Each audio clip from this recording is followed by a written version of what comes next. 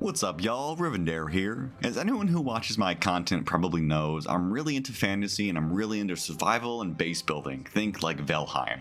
I'm into cozy life sim games like Stardew Valley, Animal Crossing, and recently the player housing Blizzard is full launching with WoW Midnight. Now, while all of these games don't share everything in common, they do share a few key things that I love. Number 1, adventure. Going out with your friends, exploring an unknown world, making memories, falling off things and dying, getting chased or attacked by a world's denizens, rescue missions. These types of scenarios create memories that stick with you forever. Number 2, character customization. Being able to design a character that is uniquely you is so important for me in games that are open-ended because we create the story, we control what the narrative is, and we want to customize a character on whatever we want, whether they're heroic or funny. Being able to sit down in a deep character creator for an hour or two and design my perfect avatar is perfection. Number 3, fantastic music. This one I feel is so overlooked by many people, or maybe I'm just an autistic vibes nerd, but having the perfect tracks playing during different times of a game is what makes the vibe of an entire game come together. If the gameplay is the heart of the game, then the ambiance and music design are the soul. I remember times in Valheim where I was just running through some grassland with the metal soundtrack playing, and it's so comforting to me and really brings back and draws me into distant times. Number 4, base building. I'm talking being able to look at a sick cliff face that looms over you and saying, yep, that's gonna be my home. It's being able to change a world that was previously nothing and slowly turning the surrounding area into the fortress of your dreams. From humble beginnings to epic endings, this is what I crave. Being able to change a world and having the control to design those changes in any way I see fit. Number 5, fun progression systems. Listen, if I can't start as a level 1 peasant and progress to a level 99 knight, then I won't want any part of it. Having fun and engaging systems that get you out into the world and get you to explore caves, to tackle enemy fortresses, to yearn for the mines. I want to start in a little dirt hut and build my way to a castle. I want to have a little broken piece of shit sword at the start and later have a gilded mithril sword of dragon slaying. When you have a living world that yearns to be explored and rewards players with items to progress their character, it's the perfect gameplay loop, and I'll be hooked every time.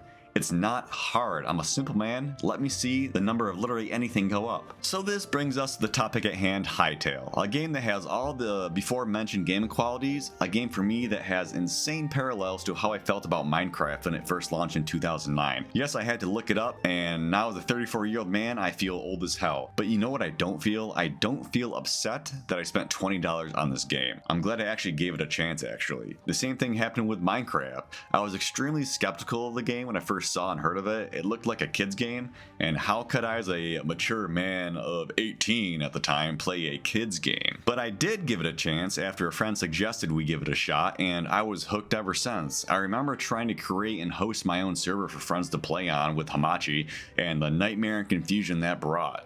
But we were determined to figure it out, and god damn it, we sure did. It was revolutionary at the time to be able to play such a sandbox customizable game with your friends, and the world was quite literally our oyster. Never in our life did we have such a customizable game that we could be shaped and formed in whatever way we seemed fit. This brings me back to today, where a few days ago I had the similar thoughts after just seeing the images of Hytale. I thought to myself, oh great, here we go, just another Roblox looking ass type game geared toward 10-year-olds looking to get lured into a precarious situation with but that's when I focused in and remembered Minecraft and what I had initially thought of that game and how I was so wrong about it. Now I'm so used to just playing games on Steam, and I always get a little skeptical of games with their own launchers and setups, but the onboarding process to play was extremely fluid and easy. Upon initial boot up, we are greeted with a nice simple clean cut login screen, and I immediately clicked on my avatar to see what was up with that. My head was sent swimming as I looked at all the customization options in front of me. So you're telling me I don't have to play as Minecraft Steve, or in this case Hytale Dale? It's funny that I was so surprised at all the 3D elements the characters have,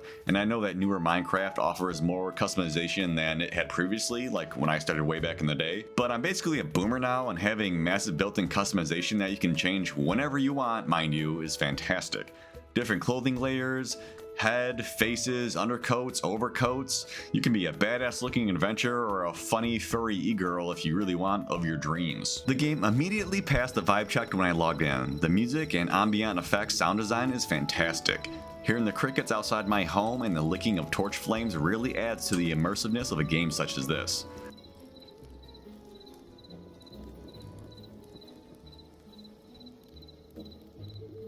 Was that an owl hooting off in the woods? Were those fireflies that come out at night and emit a soft glow around you? The answer is yes.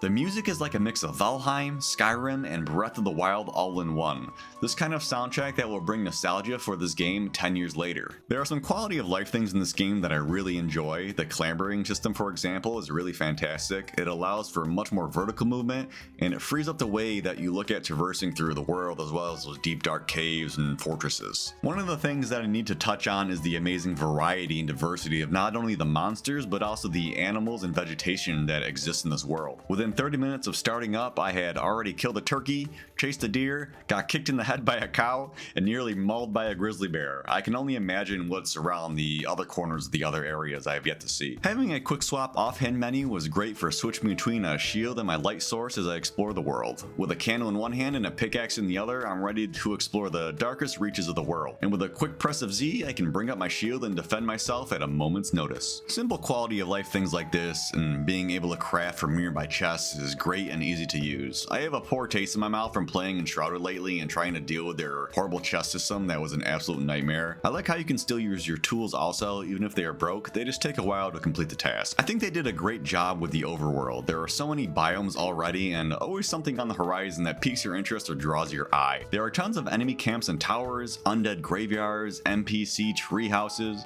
I'm only about 20 hours in and I feel like I've only seen a fraction of what's around my base. Each time I go outside, it really feels like I'm going on a little adventure to loot some chests or to explore something new. While combat isn't groundbreaking, it's plenty adequate for this type of game. It has a myriad of weapons to choose from to form your playstyle. Do you want to be a sword and board knight, or perhaps run around with dual daggers and channel your inner edgy weeb?